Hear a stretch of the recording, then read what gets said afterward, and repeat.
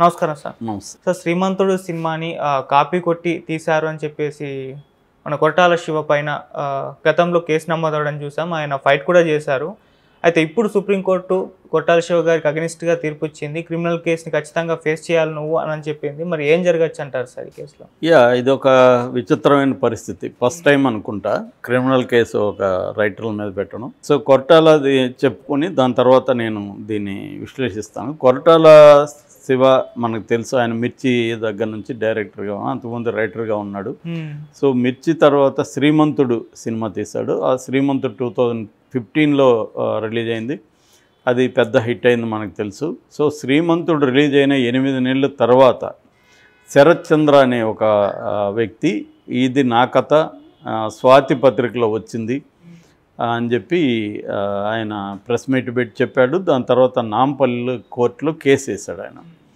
అందులో అతను సాక్ష్యంగా ఏం చేశాడంటే, తెలుగు సినిమా రైటర్స్ అసోసియేషన్ నుంచి ఒక నివేదిక కూడా తెప్పించుకొని ఆ నివేదిక కూడా సబ్మిట్ చేశాడు కోర్టుకి. అందులో ఆ నివేదికలో క్లియర్గా ఏముందంటే, ఇది ఈ అబ్బాయి కథ నుంచి కాపీ కొట్టిందే అనేది తెలుగు రచయితల ఇది ఇచ్చారు. సో ఇచ్చిన దాన్ని తీసుకొని నాంపల్లి కోర్టు ఏం చేసిందంటే, ఇతని మీద కొరటాల శివ మీద క్రిమినల్ ఛార్జెస్ ఫామ్ చేయమని పోలీసులకి ఆజ్ఞాపించింది, ఆదేశాలు ఇచ్చింది.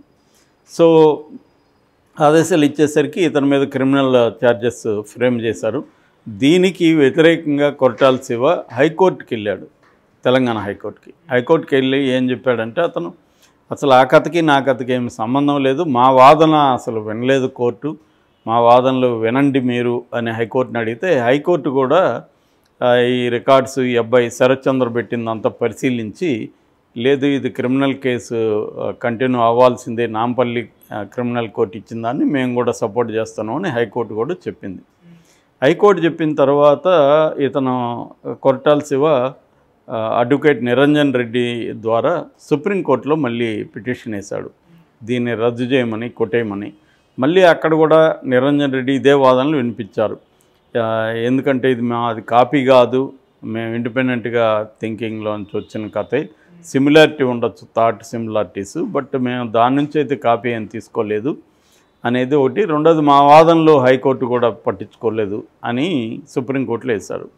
సుప్రీంకోర్టులో జస్టిస్ హృషికేష్ రాయ్ అండ్ ప్రశాంత్ కుమార్ మిశ్రా వీళ్ళిద్దరితో కూడిన ద్విసభ్య ధర్మాసనం దీన్ని విచారించి కొరటాల శివ వేసిన పిటిషన్ని కొట్టేసింది. ఇది క్లియర్గా రచయితల సంఘం క్లియర్గా ఇచ్చింది నివేదిక, కాబట్టి ప్రైమా ఫేసి ఎవిడెన్స్ ఉంది మీరు కాపీ కొట్టారని. ప్రైమా ఫేసి ఎవిడెన్స్ ఉన్నప్పుడు మేము దీన్ని కొట్టేయలేము, కింది కోర్టులు ఏమిచ్చాయో దాని ప్రకారం మీరు క్రిమినల్ ఛార్జెస్ని ఎదుర్కోవాల్సిందే అనేసి సుప్రీంకోర్టు చెప్పేసింది. సో ఈ క్రమంలో ఇప్పుడు కొరటాల శివ ఖచ్చితంగా దీన్ని ఎదుర్కోవాల్సిన పరిస్థితి వచ్చింది. అయితే మామూలుగా ఈ కాపీ వ్యవహారాలు చూస్తే తెలుగు సినిమాలో ఎలా ఉంటుంది జనరల్గా అంటే,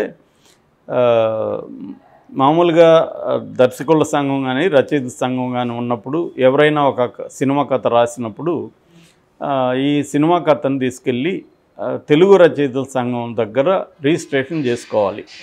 అది ఎలాగ ఉంటుందంటే, పేజెస్ మినిమం అని కొన్ని పేజెస్కి ఇంత రేట్ అని ఉంటుంది, 10 పేజీల్లో ఎంత ఉంటుంది, మినిమం 200 300 ఉంటుంది.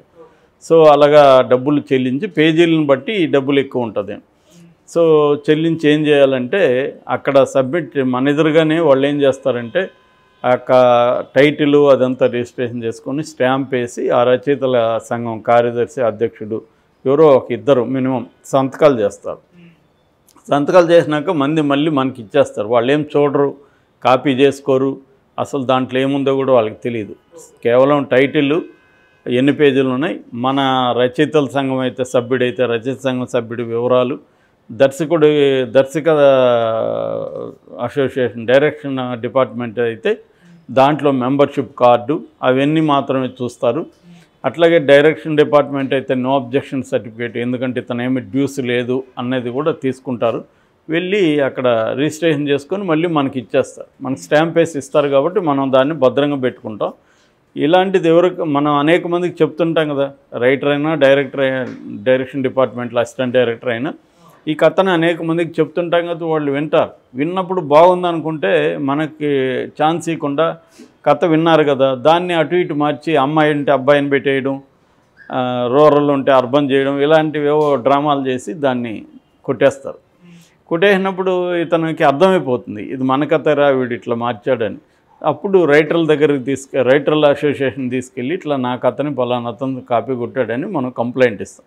కంప్లైంట్ ఇచ్చినప్పుడు అక్కడ ఒక టీం ఏం చేస్తుందంటే ఆ సినిమా చూస్తారు, ఈ స్క్రిప్ట్ని కూడా అప్పుడే చదువుతారు వాళ్ళు, అంతవరకు వాళ్ళు చదువు ఉండరు. స్టాంప్స్ అంతా వేస్తుంటారు కాబట్టి అది ఎప్పుడు డేట్ అవన్నీ చూస్తారు. సినిమా కంటే ముందు ఉండాలి డేట్, సినిమా తర్వాత డేట్ ఉంటే చెల్లదు. ఎందుకంటే ఆ సినిమా చూసి కాపీ కొట్టి నువ్వు రిజిస్ట్రేషన్ చేసుకోవచ్చు కదా. కాబట్టి సినిమా కంటే ముందు డేట్లో ఉంది అనుకున్నప్పుడు ఇవన్నీ చూసి వాళ్ళు ఏం చేస్తారంటే ఇది కాపీనా కాదా అనేది ఒక నివేదిక సబ్మిట్ చేస్తారు. ఆ నివేదిక తీసుకొని కోర్టుకు వెళ్ళొచ్చు అనమాట. ఇది జనరల్గా జరిగే ప్రొసీజర్. యాక్చువల్గా ఇది కాకుండా ఇండియన్ పేటెంట్ చట్టం ఉంది, ఆ చట్టం కింద కూడా మనం నమోదు చేసుకోవచ్చు, ఆ చట్టం కింద కూడా రేపు కోర్టుకు వెళ్ళొచ్చు. అవి కాకుండా ఇవేవి లేకుండా నమోదు కాయినా కాకపోయినా పబ్లిష్డ్ వర్క్ అయితే ఒక పత్రికలో వచ్చున్నా లేకపోతే బుక్గా పబ్లిష్ అయినా అది ఎందుకంటే డేటు అన్నీ ఉంటాయి కాబట్టి ఆ పబ్లిష్ అయిన వర్క్ని కూడా డైరెక్ట్గా తీసుకెళ్ళచ్చు, ఎక్కడ రిజిస్ట్రేషన్ చేయకపోయినా కూడా. అప్పుడు కూడా కోర్టులు వాటిని పరిగణిస్తాయి. ఇది జనరల్గా జరిగే ప్రాసెస్. అయితే తెలుగు సినిమా ఇండస్ట్రీలో ఈ కాపీలు అనేవి ఇప్పటిది కాదు, పురాతన కాలం నుంచి బ్లాక్ అండ్ వైట్ పెద్ద మనుషుల దగ్గర నుంచి కూడా ఈ చర్చ ఉంది. అప్పట్లో ఏంటంటే ఇంగ్లీష్ సినిమాలు ఎవరికి తెలిసేది కాదు, ఈవెన్ హిందీ సినిమాలు కూడా పెద్దగా అర్బన్ సెంటర్స్లో తప్ప తెలిసేది కాదు.